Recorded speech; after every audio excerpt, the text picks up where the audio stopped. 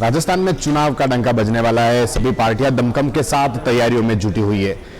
कांग्रेस की एआईसीसी की राष्ट्रीय प्रवक्ता सुभाषिनी शरद यादव है, जो भी उदयपुर में दौरे पर है। किस तरह आज उदयपुर दौरे पर है, महिला आरक्षण को लेकर आप बात करिए। पहले महिला आरक्षण को लेकर कांग्रेस किस तरह की बात कर रही है? देखिए, महिला आरक्षण संसद में पारित हुआ ये बिल, इसके लिए हम बहुत खुश हैं, हम इसका स्वागत करते हैं।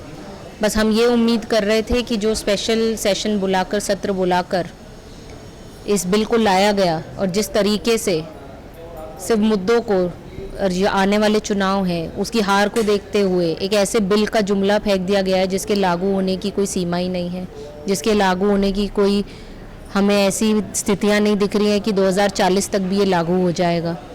हम लोगों को इस बिल के समर्थन में हम खड़े हैं। मनमोहन सिंह जी की सरकार में 2011 में ये बिल पारित हुआ था राज्यसभा में, कुछ कारणों से लोकसभा में पास नहीं हो पाया था।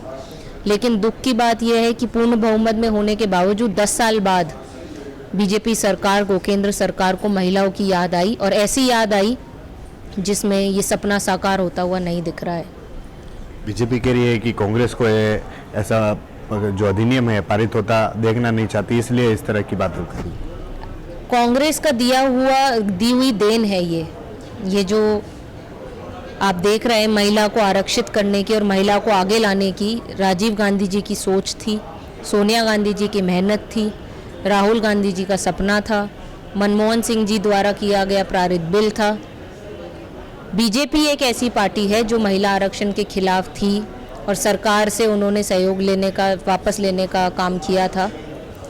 तो इसमें मैं देखती नहीं हूँ कि किसी भी तरीके से कांग्रेस ऐसा सोचती है बिल पारित ना हो। अगर ऐसा सोचती तो कांग्रेस इस बिल का समर्थन भी नहीं करती। बस इसके स्वरूप से हमें दिक्कत है। हम चाहते हैं इसके अंदर टोटल रिप्रेजेंटेशन होनी चाहिए, हर वर्गों की रिप्रेजेंटेशन होनी चाहिए।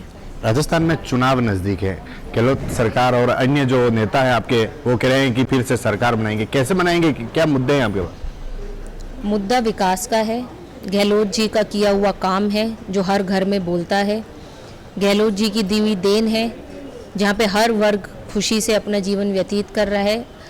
प्रदेश में शांति और अमन का माहौल बना हुआ है और हम देख रहे हैं कि आने वाले चुनाव में कांग्रेस फिर से सरकार बनाने जा रही है। बीजेपी पेपर लीक भ्रष्टाचार जैसे अन्य मुद्दों को लेकर सामने आ रही है, हमेशा वह प्रदर्शन कर रही है। देखिए, वो तो विपक्ष का काम है, वो करेगी, लेकिन उसकी कार्रवाई भी तुरंत की जा रही है, इसकी कोई बात नहीं कर रहा है।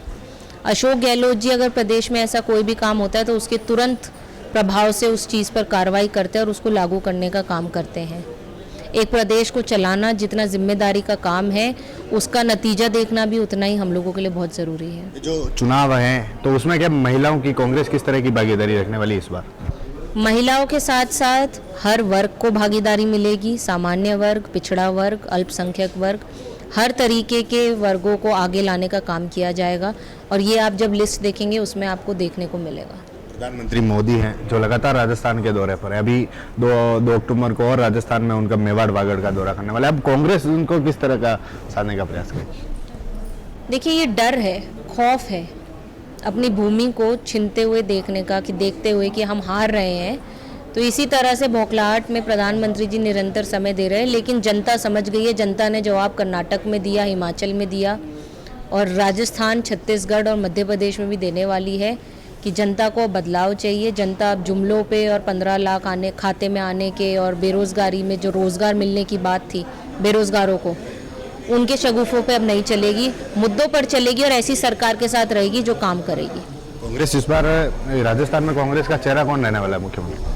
देखिए, माननीय अशोक गहलोत जी के नेतृत्व में चुनाव लड़ा जा रहा है, तो मैं आशा करती हूँ कि वही हमारे मुख्यमंत्री जी के चेहरे होंगे। आप आज उदयपुर के दौरे पर रहे, क्या देखा महिलाओं से, क्योंकि यहाँ पर बाहरी को लेकर भी विरोध जताया जा रहा है? यहाँ पर सबसे पहले तो जो मेरे को खुशी हुई कि जो यहाँ के डिस्ट्रिक्ट लेवल का कांग्रेस पार्टी की कमेटी बनी हुई है उसके अंदर महिलाओं की आप भागीदारी देख रहे हैं। मेरे आसपास भी महिलाओं की संख्या ज़्यादा है और महिलाओं को अच्छी भागीदारी दी गई है। इसके लिए मैं यहाँ के जिला अध्यक्ष जी और पंकज शर्मा जी, फतेह सिंह जी और पंकज शर्मा जी को मुबारकबाद दूंगी कि वो इस तरह से महिलाओं को आगे लाने का काम कर रहे हैं और पर्दे के पीछे रहकर महिला सशक्तिकरण का एक ऐसा उदाहरण पेश कर रहे हैं समाज में, जहाँ पे घर से महिलाएं निकलकर आज हमारे साथ खड़ी हैं। और आने वाले समय में आप ये जो चुनाव के चाहे जो कैंडिडेट्स हैं उसमें भी देखेंगे, और चुनाव जीतने के बाद जो जीत कर भी महिलाएं पहुंचेंगी उसमें भी आप डिफरेंस देखेंगे। यहाँ आपके कांग्रेस के राष्ट्रीय प्रवक्ता गौरव वल्लभ वह भी यहाँ से दावेदारी जता रहे हैं, उनके जगह जगह होर्डिंग लगे हुए हैं, लेकिन यहाँ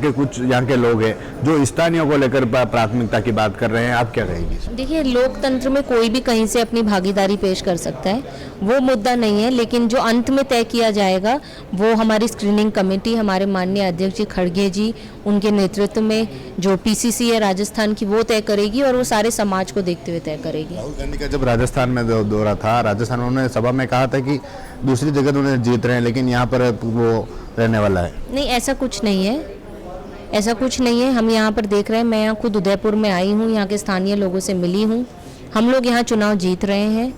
ऊपर नीचे तो सब जगह चलता रहता है, लेकिन यहाँ पर निश्चित रूप से दिख रहा है कि अशोक गहलोत जी के नेतृत्व में सरकार बनने जा रही है। बीजेपी ने परिवर्तन यात्रा भी निकाली, संकल्प यात्रा भी निकाली, और अब इससे आगे कैसे निपटेंगे आप? उसका नतीजा चुनाव के नतीजों में दिखेगा। इन सब यात्राओं का कोई मतलब नहीं है, जनता काम चाहती है और काम अशोक गहलोत जी ने किया। तो ये थी कांग्रेस के एआईसीसी की राष्ट्रीय प्रवक्ता, जिन्होंने महिला बिल अधिनियम के साथ ही जो उदयपुर और जो राजस्थान में चुनाव उनको लेकर भी बात की है। TV9 राजस्थान के लिए राजेश डांगी।